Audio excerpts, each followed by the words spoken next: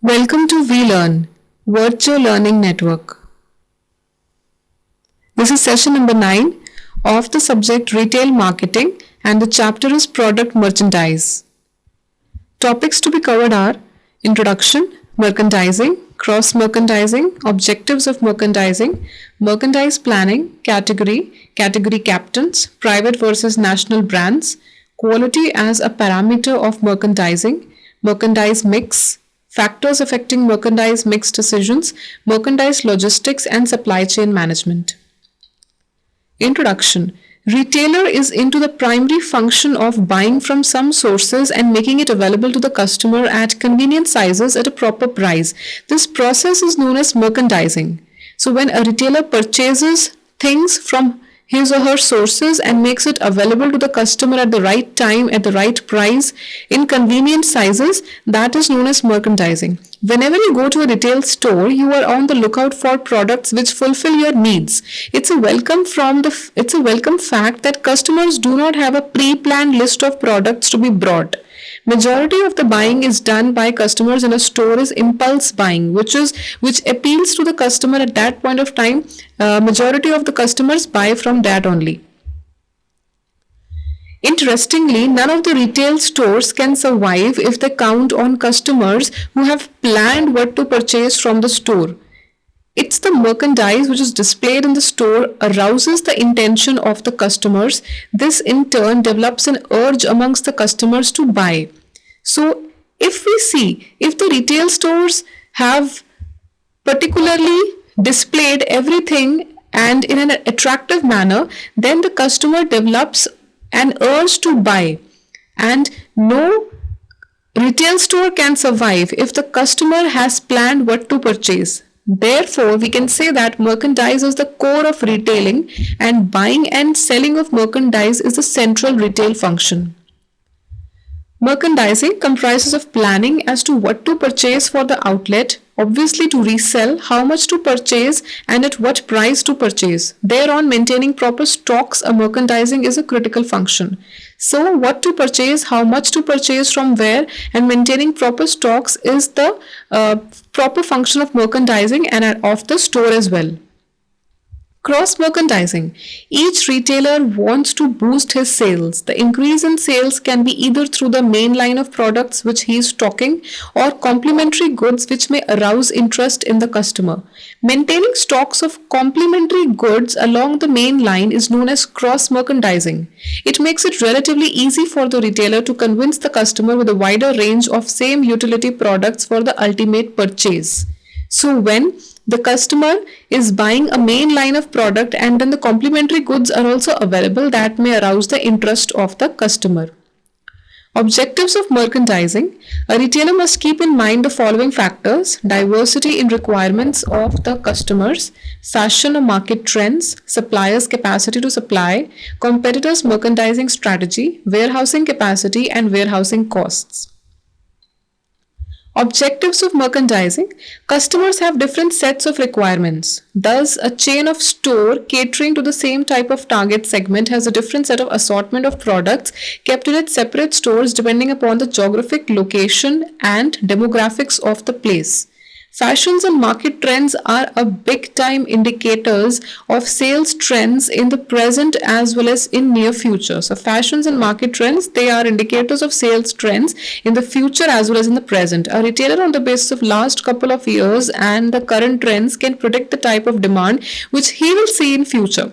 So customers have different needs, different requirements. Thus, a store which caters to the same type of target segment has a different sort of assortment of products which is kept in its separate stores. And whatever products retailer keeps in his or her store or mall, that depends upon the geographic location and the demographics of the place. Demographics means what kind of people live there, what is their income, how much are the males, how much are the females, and how much are they able to earn and how much can they spend.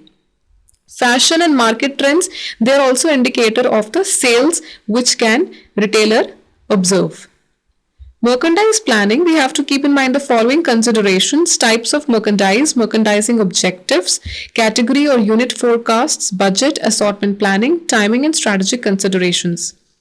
Types of merchandise. Merchandising is of two types. Staple, basic merchandise comprises of daily need products as well as those commodities which the customers buy frequently throughout the year.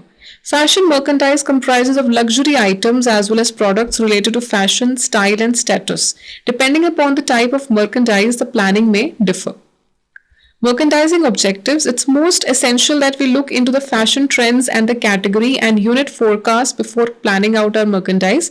Category or unit forecasts put logic behind acquiring a particular assortment of goods as well as quantity to be ordered. So forecast basically puts a logic behind buying the particular assortment of goods as well as how much to buy. Budget. Every retailer would like to keep the correct quantity of merchandise in the correct place at the most suitable time, month, or season. So, budget also a retailer sees that how much quantity of the products has to be kept at what time of the year.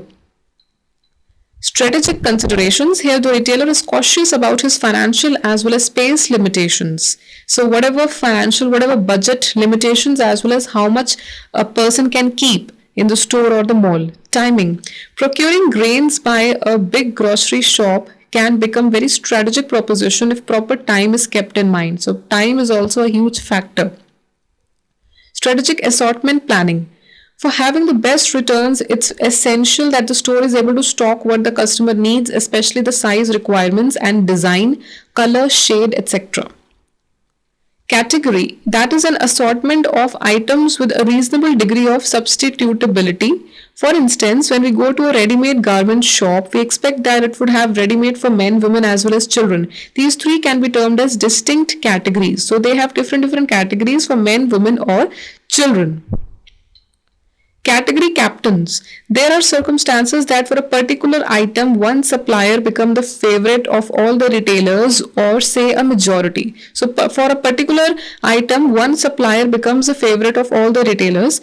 This may be due to the quality offered, prices or even miscellaneous services. In such cases, the supplier is known as category captain. Private versus national brands. Of late, private labels have become prominent and popular among the Indian masses. Some big retailers like Shoppers Stop have developed their own brand labels. So private labels have become a boosting trend, a trend which is popular among the Indian masses, and Shoppers Stop has developed also their own brand labels. We have seen such private labels at supermarkets and prominent grocery shops for a long time. These shops have been acquiring the food grains, getting it cleaned, packing in polythene bags and branding them. They have been pricing them a shade higher than the market rates. Quality as a parameter of merchandising. Whenever we enter an electronic consumer goods store, we come across a range of televisions with different price ranges. However, while taking a decision, a customer decides about a specific brand based on his judgment, past experience, as well as various terms and conditions. Consumers in general have been purchasing goods for a long time. So when a consumer buys a particular electronic good, then again, a lot of things are considered. Quality, budget, as well as the past experience and terms and conditions. Therefore, they are used to making judgments about the product as well as the brand in a way which is most beneficial to them. Here, it becomes very critical for the retailer to decide what sort of quality range to stock. This in turn sets the brand image for the store. While deciding the quality range of merchandise to be stocked, a retailer must have a fair idea about his clientele. So what kind of customers, what kind of clients come in the retailer store, that retailer must have a fair idea about it. The merchandise mix. Before deciding upon the sourcing of merchandise, a retailer has to decide about the merchandise mix. He has to look into the variety, assortments, and quality of merchandise, decides the most important merchandise price points. This in combination is known as a merchandise mix. One must realize that the key to effective merchandise planning lies in exceeding the needs and wants of the market. Factors affecting merchandise mix decisions. Budget constraints. The retailer has to decide within his limited resources what sort of depth in each product line he should maintain. Space limitations. Every day scores of new brands are hitting the market. With the limited space as well as resources, any retailer has to take a decision regarding number of products or brands to stock in his store. So depending upon the space, depending upon the resources he or she has, then he has to take the decision that how much products or brands to stock in his store. The rate of product offtake. The more variety of merchandise a retailer keeps, he himself is in the danger of unsold stock. Thus, the retailer has to decide whether he would like to go for a small product line with a great depth or limited product lines with large variety. Stock replenishment schedule.